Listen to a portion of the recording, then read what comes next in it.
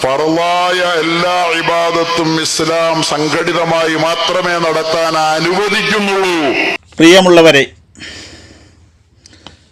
വഹാബി പ്രസ്ഥാനങ്ങൾ മുമ്പ് കാലം മുതലേ ചെയ്തു വരുന്ന ഒരു പരിപാടിയാണ് ബൈത്തുസ് സക്കാത്ത്, സംഘടിത സക്കാത്ത് തുടങ്ങിയവ. ഇതിൽ സംഘടിത സക്കാത്ത് എല്ലാ സുന്നി വിരുദ്ധ വിഭാഗക്കാരും നടത്താറുണ്ട് എങ്കിൽ ഈയിടെയായി 25 കൊല്ലം ആയി എന്ന് അവകാശപ്പെട്ടുകൊണ്ട് ജമാഅത്തെ ഇസ്ലാമി ബൈത്തുസ് സക്കാത്ത് എന്ന് മുമ്പ് കാലഘട്ടത്തിലൊന്നും പേരിൽ അറിയപ്പെടാത്ത ബൈത്തുൽ മാലിൻ്റെ ഒരു പ്രതീകം എന്ന നിലക്ക് അവതരിപ്പിച്ചുകൊണ്ട് ജനങ്ങളുടെ സക്കാത്ത് ഫസാദാക്കാൻ വേണ്ടി ഇറങ്ങിത്തിരിച്ചിരിക്കുകയാണ്.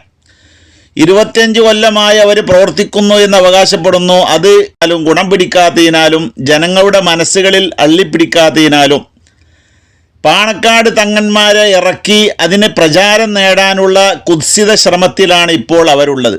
ഇത്തരം ഒരു പദ്ധതിയുമായി പാണക്കാട്ടെ ഏതെങ്കിലും കുട്ടികളെ സമീപിക്കുന്ന സമയത്ത് അവർ അതിനെക്കുറിച്ച് അറിവുള്ളവരായിരിക്കണം. അറിയില്ലെങ്കിൽ അതിന് ചെയ്യാൻ കഴിയില്ല, പഠിച്ചതിന് ശേഷം പറയാമെന്ന് പറയണം. ഇതൊന്നും പറയാതെ വരുന്നവർക്കൊക്കെ എല്ലാം ഉദ്ഘാടനം ചെയ്തു കൊടുക്കുക എന്ന ശൈലി സ്വീകരിച്ചു കാണുന്നത് വളരെയധികം ദുഃഖകരമാണ്.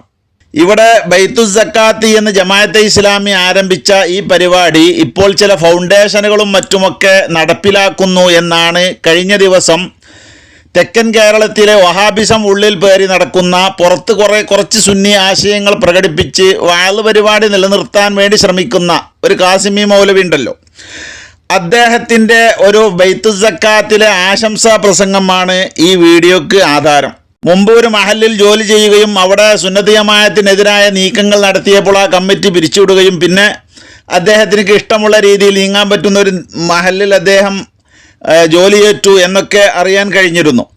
യഥാർത്ഥത്തിൽ അദ്ദേഹം സുന്നിയാണോ വഹാബിയാണോ തബ്ലീഗാണോ എന്ന് ചോദിച്ചാൽ ഞാൻ നിങ്ങൾ വിചാരിച്ച സുന്നിയല്ല, തബ്ലീഗും അല്ല, ജമാഅത്തും അല്ല എന്ന് പറഞ്ഞാൽ സുന്നി അല്ല എന്നർത്ഥം. സുന്നിക്ക് ഒരേ അടിസ്ഥാനമേ ഉള്ളൂ.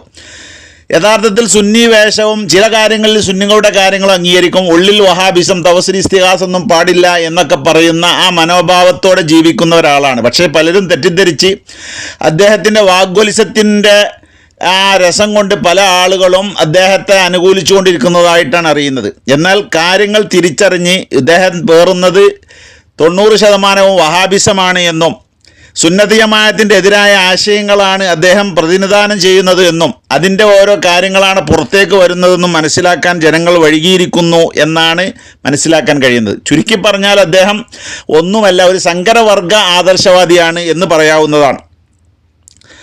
അത് സുന്നിയാകേണ്ടടുത്ത് സുന്നിയാകും, തബ്ലീഗാകേണ്ടടുത്ത് അതാകും, എല്ലാം കൂടി സങ്കരം. ഇങ്ങനെ പുതിയ ഒരു മദ്ഹബ് ഉണ്ടാക്കുന്ന ഒരു രീതിയാണ് എന്നാണ് ഇപ്പോൾ അദ്ദേഹത്തിൻ്റെ പ്രഭാഷണം കേട്ടപ്പോൾ മനസ്സിലാക്കാൻ കഴിയുന്നത്. എല്ലാ ബിദ്അകൾക്കും യോജിപ്പുള്ള ഒരു കാര്യമാണല്ലോ സുന്നി വിരുദ്ധത എന്നുള്ളത്. അപ്പോൾ ചുരുക്കത്തിൽ അവരുടെയൊക്കെ ആശയത്തിൻ്റെ അടിസ്ഥാനം സുന്നി വിരുദ്ധതയാണ്. അപ്പോൾ ഈ ബൈത്തുസ് സക്കാത്ത് എന്ന പരിപാടി ഇവിടെ രംഗത്ത് കൊണ്ടുവന്നത് ജമാഅത്തെ ഇസ്ലാമിയാണ്. അത് നല്ലതാണെന്ന് വിചാരിച്ച് മോഡേണിസ്റ്റുകളായ ഇത്തരത്തിലുള്ള ചില മൗലാനമാരുടെ ഒത്താശയോടുകൂടെ കേരളത്തിൽ പലയിടത്തും ചില ഫൗണ്ടേഷനൊക്കെ പ്രവർത്തിക്കുന്നു, അതിൻ്റെ ഉദ്ഘാടനം ഇവരൊക്കെ നിർവഹിച്ചു കൊടുക്കുന്നു, ആശംസിച്ചു കൊടുക്കുന്നു.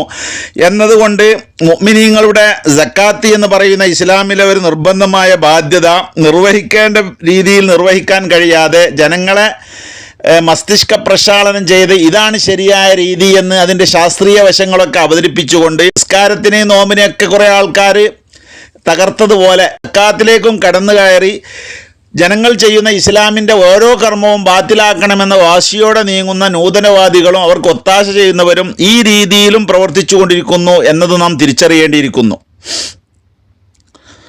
ജമാഅത്തിൻ്റെ മോഡൽ ചില ക്ലബ്ബുകളും അതുപോലെ ഫൗണ്ടേഷനുമൊക്കെ ഇങ്ങനെ ബൈത്തുസ് സക്കാത്തായി ഇപ്പോൾ രൂപം പ്രാപിച്ചിട്ടുണ്ട് എന്നറിയാൻ കഴിഞ്ഞു.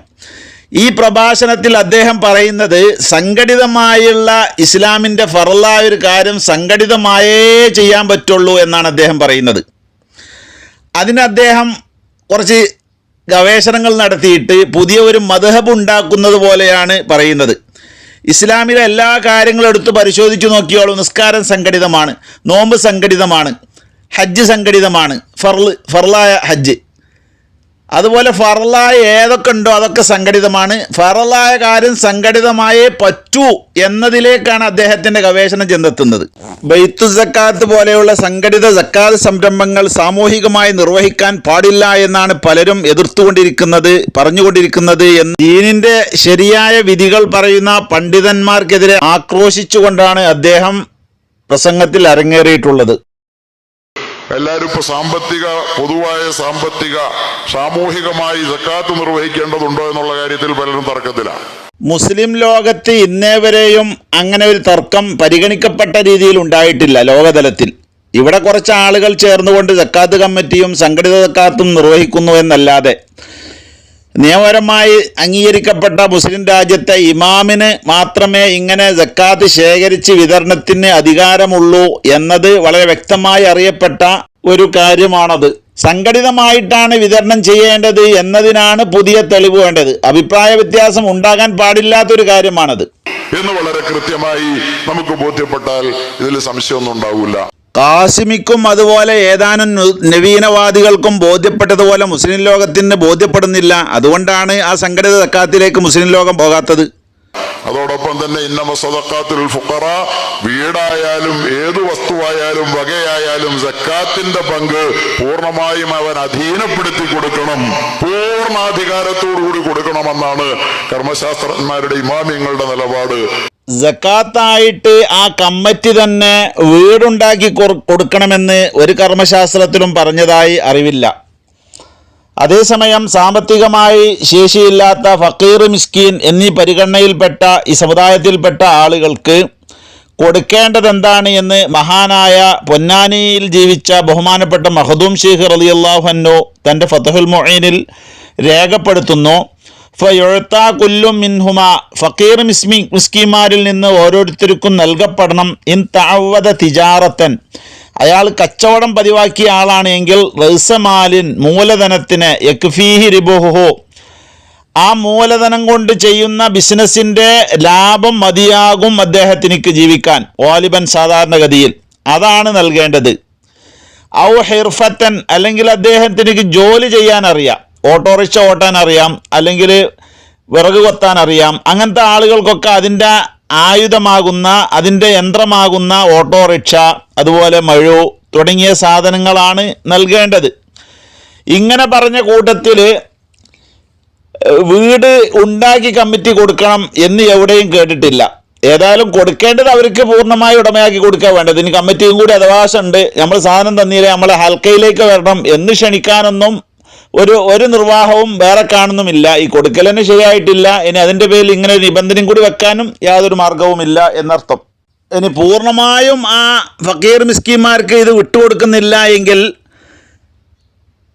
അതിലും പ്രശ്നമില്ല, സംഭവം നടക്കണം എന്നാണ് എൻ്റെ താല്പര്യമെന്നാണ് അദ്ദേഹം പറഞ്ഞു വെക്കുന്നത്. വ്യത്യസ്തമായ നിലപാടുണ്ടെങ്കിൽ പോലും കമ്മിറ്റിക്കാർ എങ്ങനെ കൊടുത്താൽ പോലും അതിന് സ്വീകാര്യതയുണ്ട്, അത് സ്വാഗതാർഹമാണ് എന്നാണ് ഇദ്ദേഹം പറഞ്ഞത്. ഇങ്ങനെ ഇസ്ലാമിലൊരു നിയമമേ ഇല്ല. സംഘടിത സക്കാത്തിന് അദ്ദേഹം കണ്ടെത്തുന്ന ന്യായമാണ് ഇനി നമ്മൾ പരിശോധിക്കുന്നത്. ഇസ്ലാമിലെ ആരാധനകളൊക്കെ സംഘടിതമാണ്, അതുകൊണ്ട് എന്താ ഇത് സംഘടിത അയാൾ കുഴപ്പമുള്ളത് എന്നാണ് അദ്ദേഹം ചോദിച്ചു വരുന്നത്. അത് കേൾക്കട്ടെ. നമസ്കാരം സംഘടിതമായി നിർവഹിക്കുന്നുണ്ട്, സക്കാത്ത് നോമ്പ് നിർവഹിക്കുന്നുണ്ട്, ഹജ്ജ് നിർവഹിക്കുന്നുണ്ട്. അദ്ദേഹം ഇസ്ലാമിൻ്റെ പ്രധാനപ്പെട്ട 3 കാര്യങ്ങൾ സംഘടിതമായി നിർവഹിക്കുന്നുണ്ട് എന്ന് പറഞ്ഞു. അതിൻ്റെ വിശദീകരണം പറഞ്ഞിട്ടില്ല. നിസ്കാരം ഓരോരുത്തരും നിർവഹിക്കേണ്ടതാണ്, അത് സംഘടിതമായി നിർവഹിക്കൽ ഒരു ബാധ്യതയാണ്, അത് നമുക്കവിടെ പരിഗണിക്കാം. നോമ്പ് സംഘടിതമായി നിർവഹിക്കണമെന്നതിൻ്റെ രൂപം മനസ്സിലായിട്ടില്ല. നോമ്പ് എല്ലാവരും ഒരു സമയത്ത് നിർവഹിക്കണം എന്നുള്ളതിന് സംഘടിതമായി നിർവഹിക്കുക എന്ന് പറയില്ലോ. എല്ലാവരും കൂടി ഒരു നോമ്പ് നോൽക്കലാണോ? 100 വരെ ഒരാൾ, അതിന് ശേഷം 4 മണി വരെ മറ്റൊരാൾ, പിന്നെ അതിനുശേഷം മഗ്‌രിബ് വരെ വേറൊരാൾ, ഇങ്ങനെയൊക്കെയാണല്ലോ കരാറെടുത്ത സംഘടിതമായി ചെയ്യുന്ന പരിപാടികൾ, എല്ലാവരും കൂടി ചെയ്യുന്ന പരിപാടികൾ. എല്ലാവരും എപ്പോഴും വർക്ക് ചെയ്തുകൊണ്ടിരിക്കില്ലല്ലോ. അപ്പോൾ ഇങ്ങനെയൊക്കെയാണോ അദ്ദേഹത്തിൻ്റെ ഗവേഷണം ചെന്നെത്തുന്നത് എന്ന് സംശയിച്ചു പോവുകയാണ്. നിസ്കാരം ഒരേ സമയത്ത് ഓരോരുത്തരും നിർവഹിക്കണം, അതൊരു ജമാഅത്തിൻ്റെ കീഴിലായിരിക്കണം എന്ന സംഘടിത സ്വഭാവം മനസ്സിലായി. അതേസമയം നോമ്പിൻ്റേത് വിശദമായി മനസ്സിലായിട്ടില്ല. എന്നാൽ അദ്ദേഹം വിശദമാക്കുമെന്നാണ് പ്രതീക്ഷിക്കുന്നത്. ഹജ്ജും ഇതുപോലെ സംഘടിതമായിട്ടേ പറ്റുള്ളൂ, ഫർളായ ഹജ്ജ് സംഘടിതമായിട്ടേ പറ്റുള്ളൂ എന്ന് ഏത് കിതാബിലാണ് പറഞ്ഞിട്ടുള്ളത്? ഒരു ഇമാം ഉണ്ടെങ്കിലേ, ഒരു ഗൈഡ് ഉണ്ടെങ്കിലേ ഹജ്ജ് ചെയ്യാൻ പറ്റുള്ളൂ, ഒരാളെ കീഴിലെ ഹജ്ജ് ചെയ്യാൻ പറ്റുള്ളൂ എന്ന് ഇസ്ലാമിലൊരു നിയമമല്ല. ഇദ്ദേഹം വലിയ ഒരു കളിയ കൂട്ടിക്കൊടുന്നതാണ്. സാധാരണഗതിയിൽ ഇതിനൊരു കളിയ എന്ന് പറയും. അങ്ങനെ ഒരു ഹുക്മ് സ്വയംകൃതമായി ഇദ്ദേഹം രൂപീകരിച്ചിരിക്കുകയാണ്. ഒരു നിർവചനം അദ്ദേഹം ഒരു ഹുക്മ് അവിടെ പ്രഖ്യാപിച്ചിരിക്കുക. ഏതൊരു വിഷയത്തിനും ഒരു നിർവചനം പറയുമ്പോൾ അതിൽ പെടേണ്ടതെല്ലാം അതിൽ പെട്ടിരിക്കണം, അതിൽ പാടില്ലാത്തതെല്ലാം പുറത്തു പോയിരിക്കണം എന്ന ഒരു സാമാന്യ നിയമമുണ്ട്. പക്ഷേ ഇദ്ദേഹം പറഞ്ഞത് തനി വൈരുദ്ധ്യമായി മാറിയിരിക്കുകയാണ്. ഇതിൽ വേണ്ട കുറേ കാര്യങ്ങൾ ഇതിലേക്ക് വന്നിട്ടില്ല, ഇതിൽ പെടാത്ത കുറേ കാര്യങ്ങൾ അതിൽ ഉൾപ്പെട്ടിട്ടുമുണ്ട്. അങ്ങനെയുള്ളൊരു വൈരുദ്ധ്യമാണ് വലിയ ഹുക്മ് എഴുന്നള്ളിച്ചുകൊണ്ട് അദ്ദേഹം ഉദ്ധരിച്ചിരിക്കുന്നത്. നിർവചനം, താരീഫ്, ഡെഫനിഷൻ എന്നൊക്കെ പറയുമ്പോൾ ഇസ്ലാമിലെ ആരാധന മുഴുവനും സംഘടിതമാണ് എന്ന ഒരു നിർവചനം, ഒരു താരീഫ്, ഒരു ഹുക്മ അദ്ദേഹം പറയുകയാണ്. അതിന് അദ്ദേഹം പറയുന്നത് ഹജ്ജ് സംഘടിതമായേ ചെയ്യാൻ പറ്റുള്ളൂ, ഫറലായ ഹജ്ജ് സംഘടിതമായിട്ടേ ചെയ്യാൻ പറ്റുള്ളൂ. ഉംറനെ കുറിച്ച് അദ്ദേഹം പറയുന്നില്ല. ഉംറ ഫറലായ ഉംറ തന്നെയാണല്ലോ, ഫറലിൽ നിന്ന് പുറത്താക്കിയിട്ടുണ്ടോ? വിവരക്കേട് മാത്രമാണ് അദ്ദേഹം ഇവിടെ ഗവേഷണം നടത്തിയിട്ട് പറയുന്നത്. ഇങ്ങനെയൊക്കെയല്ല ഹുക്മ പറയേണ്ടത്. ഈ പൊക്കത്തിനനുസരിച്ച് പക്വതയൊക്കെ ഉണ്ട് നമ്മൾ മനസ്സിലാക്കിയിരുന്നത്. പക്ഷേ ഇങ്ങനെ വസ്തുതകൾ വിപരീതമാണെന്നാണ് ബോധ്യപ്പെടുന്നത്. നോമ്പും ഹജ്ജുമൊക്കെ ഏകനായിക്കൊണ്ട് തന്നെയാണ് ചെയ്യേണ്ടത്. അത് വേറെ കുറച്ച് ഇമാമിനെ മറ്റോ പിടിച്ചുകൊണ്ട് ചെയ്യേണ്ടതല്ല. ഫറലായ റമളാൻ നോമ്പിനും അതുപോലെ ഫറലായ ഹജ്ജിന്, സുന്നത്തായ ഹജ്ജാണെങ്കിൽ പോലും ഒരു നിശ്ചിത കാല അളവും നിശ്ചിതമായ ചില സംവിധാനങ്ങളുമുണ്ട് എന്ന് മാത്രമേ ഉള്ളൂ. അവിടെയും സംഘടിതമായ ഒരു രൂപം കാണാൻ കഴിയില്ല. അതേസമയം ഹജ്ജിന് ആ അറഫയുടെ നിൽക്കേണ്ട ദിവസത്തിൽ ജനങ്ങൾ നിന്നിരിക്കണം. അത് എല്ലാവരും കൂടെ അതേ ഒരു ടൈമിൽ ഫുൾ ടൈമോടെ ഉണ്ടാകണമെന്നൊന്നുമില്ല. അറഫക്ക് പറയപ്പെട്ടതായ ദുൽഹജ്ജ് 9 അന്ന് ഉച്ച മുതൽ ദുൽഹജ്ജ് 10 അന്ന് സുബഹി വരെയുള്ള ആ സമയത്തിനിടയിൽ ഓരോരുത്തരായിട്ട് ഇങ്ങനെ അറഫയിൽ കയറി ഇറങ്ങിയാലും അവനക്ക് ഹജ്ജ് ലഭിച്ചു. അപ്പോൾ അതുകൊണ്ട് ടൈമിങ്ങിലുള്ള ഒരു ബന്ധം മാത്രമേ അവിടെ ഉള്ളൂ. അതല്ലാതെ ഹജ്ജിന് പോയ 25 ലക്ഷം ആളുകളും അതേ ടൈമിൽ ഫുൾ ടൈം അറഫയിൽ ഉണ്ടായിരിക്കണം എന്നൊരു നിബന്ധനയുമില്ല. അറഫയിൽ അഥവാ ഹജ്ജിൻ്റെ പ്രധാനമായ സംഭവം അറഫയിലാണല്ലോ ഉള്ളത്.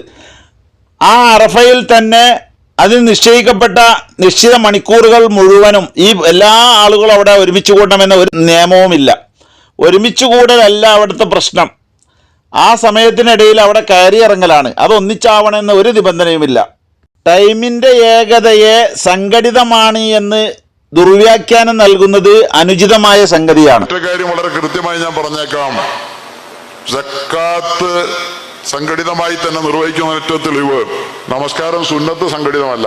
സുന്നത്തായ നിസ്കാരങ്ങൾ സംഘടിതമല്ല എന്ന് ഒറ്റയടിക്ക് പറയാൻ അദ്ദേഹത്തിന് ആരാ ലൈസൻസ് കൊടുത്തതെന്നറിയില്ല. സുന്നത്തുകളുടെ കൂട്ടത്തിൽ ജമാഅത്ത് സുന്നത്തുള്ളതും ഇല്ലാത്തതുമുണ്ട്. ജമാഅത്ത് സുന്നത്ത് ഇല്ലാത്തതിനെ കുറിച്ച് പറയാം, പക്ഷേ ഇദ്ദേഹം പറഞ്ഞ നിർവചനത്തിൽ എന്നത് പുറത്തുപോയി. സുന്നത്ത് നിസ്കാരങ്ങളാവുന്ന പെരുന്നാൾ നിസ്കാരം, അതുപോലെ ഗ്രഹണ നിസ്കാരം, തറാവീഹ് നിസ്കാരം, ഇതൊക്കെ ജമാഅത്ത് സുന്നത്തുള്ളതാണ്. അപ്പോൾ ഈ പറയപ്പെടുന്ന നിർവചനത്തിൽ നിന്ന് സുന്നത്ത് പെടൂല എന്നുള്ളതിൽ നിന്ന് ഈ നിസ്കാരങ്ങളൊക്കെ പുറത്തുപോയി. അപ്പോൾ ഇയാളെ നിർവചനം ചീറ്റിപ്പോയി എന്നർത്ഥം. നോമ്പിന്റെ സുന്നത്ത് സംഘടിതമല്ല, ഒറ്റയ്ക്ക് നിർവഹിക്കാം. നോമ്പിലെ സംഘടിത സ്വഭാവം അദ്ദേഹം ടൈമിലേക്കാണ് താരതമ്യപ്പെടുത്തിയത്. അപ്പോൾ ആ ടൈം ഫറലിന് നോൽക്കേണ്ട ഒരു ടൈമുണ്ട്, അഥവാ കാലം കൊണ്ടുമുണ്ട്, അത് നിർവഹിക്കേണ്ട ദിവസത്തിലെ ടൈം കൊണ്ടുമുണ്ട്. റമളാൻ നോമ്പ് റമളാനിൽ നിർവഹിക്കേണ്ടതാണ് ആ ടൈമിൽ, അതെല്ലാവരും അപ്പോൾ തന്നെ നിർവഹിക്കേണ്ടത്. അതുപോലെ സുന്നത്തായ നോമ്പുകളൊക്കെ ടൈം ബന്ധിതമായിട്ടാണ്, അതും സംഘടിതമായിട്ട് തന്നെയാണല്ലോ ഈ അർത്ഥത്തിൽ ചിന്തിക്കുമ്പോൾ നിർവഹിക്കേണ്ടത്. അറഫയുടെ നോമ്പ് ദുൽഹജ്ജ് 9 അന്ന് തന്നെ നിർവഹിക്കണം. ആശൂറാവും താസൂആവും അതിൻ്റെ യഥാർത്ഥ ദിവസങ്ങളാവുന്ന മുഹറം 9ഉം 10ഉം നിർവഹിക്കണം. ഇങ്ങനെ സംഘടിതമായ സുന്നത്ത് നോമ്പും സംഘടിതമായി നിർവഹിക്കണമെന്ന് അദ്ദേഹം പറയേണ്ടതാണല്ലോ. അതും നിർവചനത്തിൽ നിന്ന് പുറത്തുപോയിരിക്കുകയാണ്. ഹജ്ജിന്റെ സുന്നത്ത് സംഘടിതമല്ല, പോയി ഒറ്റയ്ക്ക് ഏത് സമയത്ത് ഉംറ ചെയ്യാം. ഫറൽ എല്ലാം സംഘടിതമാണ്. ഹജ്ജിനെ കുറിച്ച് പരാമർശിക്കുമ്പോഴും അദ്ദേഹത്തിൻ്റെ നിർവചനം ചീറ്റിപ്പോകുന്നുണ്ട്. ഹജ്ജ് സംഘടിതമാണ് വേണ്ടത് എന്നോടത്ത് സുന്നത്തായ ഹജ്ജിന് ആ ടൈം ഇതൊന്നും പരിഗണിക്കേണ്ട എന്നാണല്ലോ ഇപ്പം അദ്ദേഹം ഉദ്ദേശിച്ചത്. ഒരു തവണ ഹജ്ജ് നിർവഹിച്ചാൽ പിന്നെ നേർച്ചയാക്കാത്ത കാലത്തോളം നിർവഹിക്കുന്ന എല്ലാ ഹജ്ജും സുന്നത്താണ്. ആ സുന്നത്തായ ഹജ്ജിനും ഹജ്ജ് സീസൺ മാത്രമേ പറ്റുകയുള്ളൂ. എപ്പോഴും ഇഷ്ടം പോലെ ചെന്നുകൊണ്ട് എപ്പോഴും ഹജ്ജ് ചെയ്യാം എന്ന് ധരിക്കുന്നത് വിവരക്കേടാണ് എന്ന് ഉണർത്തുകയാണ്. ഹജ്ജ് ഫർളാണെങ്കിലും ശരി സുന്നത്താണെങ്കിലും ശരി ഇദ്ദേഹം പറഞ്ഞ സംഘടിതമായിട്ടേ നടക്കുള്ളൂ, അഥവാ ടൈമിങ്ങിൽ സംഘടിതത്വം നടക്കുള്ളൂ. അപ്പോൾ ഇദ്ദേഹം പറയുന്നൊരു നിർവചനത്തിന് 100 കൂട്ടം വാലും തലയും പുറത്തേക്ക് വരികയാണ്. അതുകൊണ്ട് ഇങ്ങനെയുള്ള നിർവചനം പറഞ്ഞ് വഷളാകാൻ വേണ്ടി നിൽക്കരുത് എന്നാണ് ഈ മൗലവിയോട് നമുക്ക് ഉപദേശിക്കാനുള്ളത്. ഫറളെല്ലാം സംഘടിതമാണ്. ഫറളെല്ലാം സംഘടിതമാണ് എന്ന് യുക്തിവാദിയെ പോലെ അങ്ങോട്ട് പറഞ്ഞു പോയാൽ പറ്റില്ല, അത് തെളിയിക്കാൻ കഴിഞ്ഞിട്ടില്ല. അതുകൊണ്ട് ഈ വാദമുഖങ്ങൾക്കൊന്നും സ്ഥാനമില്ല.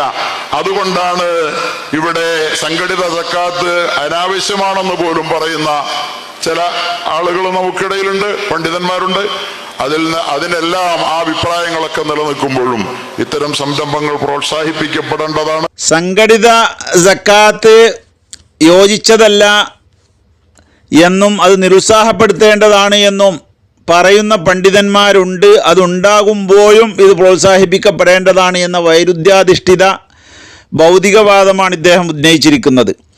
പണ്ഡിതന്മാർ വെറുതെ പറയുകയല്ലല്ലോ, അവർ കിതാബിൽ നിന്നും മനസ്സിലാക്കി ദീനീ വിജ്ഞാനങ്ങളിൽ നിന്ന് പറയുകയാണല്ലോ. അങ്ങനെയുള്ള പണ്ഡിതന്മാരിൽ മഹാഭൂരിപക്ഷം എന്ന് പറഞ്ഞാൽ എല്ലാവരും എന്ന് തന്നെ പറയാം. ഈ അടുത്ത കാലത്ത് വരെ ഈ കമ്മിറ്റിയില്ലല്ലോ. മുസ്ലിം ഭരണാധികാരിയുടെ കീഴിലായിക്കൊണ്ട് ശേഖരിച്ച് വിതരണം ചെയ്യുക എന്നതല്ലാത്ത ആ പവർ ഈ കാലം വരെയും ഇമാമിനിക്കുള്ള പവർ ഒരിക്കലും ഒരു കമ്മിറ്റിക്കോ മറ്റൊരു വ്യക്തിക്കോ ഇതുവരെ നൽകപ്പെട്ടിട്ടില്ല. അങ്ങനെ ഉണ്ട് എന്ന് പറയുന്നതാണ് വൈരുദ്ധ്യവാദം, ദീനിനോടെതിരായ വാദം. അപ്പോൾ ആ വാദം നിലനിൽക്കെ തന്നെ ഇങ്ങനെ കൊടുക്കൽ പ്രോത്സാഹിപ്പിക്കപ്പെടാണ് എന്ന് പറയുന്നത് ഭൗതികവാദമാണ്. എല്ലാ വിഷയങ്ങളുടെയും അവസാനമായി അദ്ദേഹം പറയുന്നത് ഫറളൊക്കെ സംഘടിതമാണ് എന്നാണ്. ഫറളായ എല്ലാ ഇബാദത്തും ഇസ്ലാം സംഘടിതമായി മാത്രമേ നടത്താൻ അനുവദിക്കുന്നുള്ളൂ. ഇതാണ് അദ്ദേഹത്തിന്റെ ഖളയുടെ ആകത്തുക. ഫറളായ ഇസ്ലാമിലെ മുഴുവൻ കാര്യങ്ങളും സംഘടിതമായേ അനുവദിക്കുന്നുള്ളൂ എന്നാണ് പറയുന്നത്. നിസ്കാരത്തിൻ്റെയും നോമ്പിൻ്റെയും ഹജ്ജിൻ്റെയും ഒക്കെ കാര്യങ്ങൾ നമ്മൾ പറഞ്ഞു കഴിഞ്ഞു.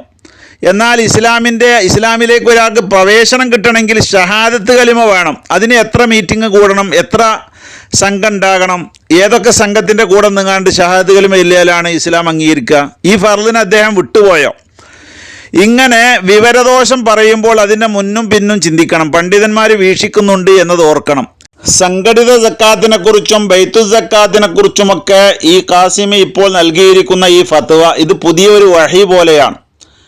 മുൻഗാമികൾ ചെയ്തതായ ഒരു രേഖയുമില്ല. പിന്നെ തോന്നിയ രീതിയിലുള്ള നിർവചനം പറയുക, എന്നിട്ട് കുടുങ്ങുക. അപ്പോൾ ഇങ്ങനെയൊക്കെ പറയുമ്പോൾ ഇങ്ങനെ ഒരു ഏകീകരണ സ്വഭാവമില്ലാതെ നമ്മുടെ സക്കാത്ത് വിനിയോഗിക്കുന്നത് കൊണ്ട് ഫക്കീറന്മാരായി തുടരുന്നു. അതുകൊണ്ട് ഇതൊരു കമ്മിറ്റിയായി നടത്തുന്നതല്ലേ ബുദ്ധിപരമായി നല്ലത് എന്ന് ചില ആളുകളൊക്കെ ചിന്തിക്കാറുണ്ട്. ഇസ്ലാമിൽ നിയമമാക്കപ്പെടാത്ത ഒരു കമ്മിറ്റി, അതിന് അംഗീകാരം നൽകാൻ ഒരിക്കലും നമുക്ക് കഴിയില്ല. അതേസമയം അത്തരത്തിലുള്ള സ്വഭാവങ്ങളൊന്നുമില്ലാതെ സക്കാത്തിന് അർഹരായ ആളുകളാണ്, ഇവർക്ക് ഇത്രമാത്രം കാശ് കൊടുത്താൽ, ഇത്രമാത്രം സമ്പത്ത് കൊടുത്താൽ അവർ സമ്പന്നരാകും, ഫക്കീർമാരുടെയും മിസ്കീന്മാരുടെയും പോസ്റ്റിൽ നിന്ന് ഒഴിവാകും. അതുകൊണ്ട് നമ്മുടെ ഏരിയയിൽ, നമ്മുടെ മഹലിലുള്ള ആ സക്കാത്തിന് അവകാശപ്പെട്ടവർ ഇവരൊക്കെയാണ് എന്ന് ചൂണ്ടിക്കാണിച്ചുകൊണ്ട് മറ്റുള്ള ആളുകളെ ഉത്ബുദ്ധരാക്കി ഓരോ അവകാശികളും അവിടെ ഹാജരാക്കുകയോ മറ്റോ ചെയ്തുകൊണ്ട് സക്കാത്ത് നൽകാൻ ബാധ്യതപ്പെട്ടവർ ആ മഹലിൽ വന്നുകൊണ്ട് അവർക്ക് ഇങ്ങനെ കൊടുക്കുക. കമ്മിറ്റിക്ക് ഇതിന് അധികാരമില്ലാത്തതുകൊണ്ട് കമ്മിറ്റി വാങ്ങിയിട്ട് ഇതിങ്ങനെ എഴുതി രേഖപ്പെടുത്തി കൊടുക്കാൻ പറ്റില്ല. നമ്മുടെ മഹല്ലത്തിലെ സക്കാത്തിന്റെ അവകാശിയായ മനുഷ്യൻ ഇന്നയാളാണ്, അദ്ദേഹത്തിന് ഇത്രയും സംഖ്യയുടെ ആവശ്യമുണ്ട് അദ്ദേഹത്തിന്റെ വിഷയങ്ങൾ തീരണമെങ്കിൽ, അതുകൊണ്ട് അത്രയും സംഖ്യ കിട്ടണമെങ്കിൽ എത്ര ആളുകൾ അവർക്ക് സക്കാത്ത് കൊടുക്കണം എന്നതൊക്കെ പരിഗണിച്ച് ആ രീതിയിലാണ് കൊടുക്കേണ്ടത്. മാത്രമല്ല സക്കാത്ത് കൊടുക്കുമ്പോൾ അവകാശികളിൽ നിന്ന് എത്തിക്കപ്പെട്ട 5 വിഭാഗമാണ് എങ്കിൽ ആ 5-ൽ നിന്നും ചുരുങ്ങിയത് 3 പേർക്കെങ്കിലും കൊടുക്കണം. ഓരോരുത്തരുടെ സക്കാത്തും കൊടുക്കേണ്ട രൂപം അതാണ്, മുഴത്തമതായ രൂപത്തിൽ. അതേസമയം മുഴത്തമതല്ലാത്ത രൂപത്തിൽ ഒരു 3 ആൾക്ക് കൊടുത്താലും മതി, അതല്ല ഇനി ഒരാൾക്ക് കൊടുത്താലും മതി എന്നൊക്കെയുള്ള ദുർബല അഭിപ്രായങ്ങളുണ്ട്. അതൊക്കെ ആവശ്യത്തിനനുസരിച്ച് പരിഗണിക്കാൻ ചെറിയ സംഖ്യ ആകുമ്പോൾ. ലക്ഷക്കണക്കിന് ഉറുപ്പികയൊക്കെ വിതരണം ചെയ്യാൻ ഒരു മനുഷ്യനിക്ക് ഉണ്ടെങ്കിൽ ഈ നിയമങ്ങളൊക്കെ പാലിക്കണം. ആ പാലിക്കൽ ചിലപ്പോൾ സാധാരണക്കാർക്ക് അറിയില്ല എങ്കിൽ അവർക്ക് ഉത്ബോധനം നൽകണം. ഉത്ബോധനം നടത്തിയിട്ടും അവർക്ക് അതിൻ്റെ രൂപമൊന്നും മനസ്സിലാകുന്നില്ല എങ്കിൽ അതിന് ഗൈഡ് ചെയ്യാൻ ഒരാളോ മറ്റ് ബന്ധപ്പെട്ടവരോ ഒരു സഭയോ ഉണ്ടാകുന്നതിന് തടസ്സമില്ല.